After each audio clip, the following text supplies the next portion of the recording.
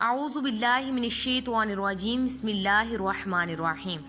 اربوں خربوں درود و سلام حضرت محمد مصطفیٰ صلی اللہ علیہ وآلہ وسلم پر اور آپ کی آل پر۔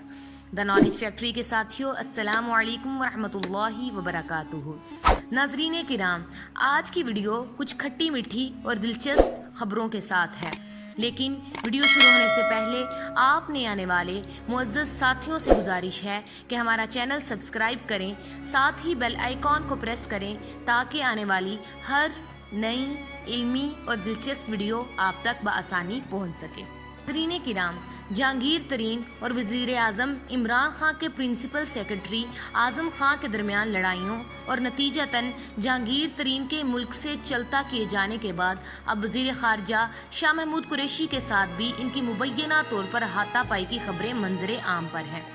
نجی ٹی وی چینل اب تک کے ذرائع کے مطابق وزیر خارجہ شاہ محمود قریشی اور اعظم خان کے درمیان شدید تلخ کلامی ہوئی، جس کے بعد وزیر خارجہ نے ان کے منہ پر تھپڑ دے مارا۔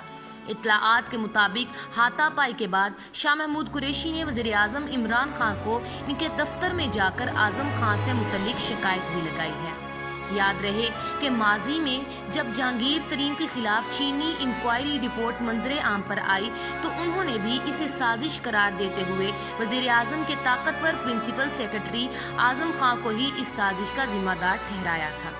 تحریک انصاف حکومت میں یہ تھپڑوں والی بات کچھ نئی نہیں۔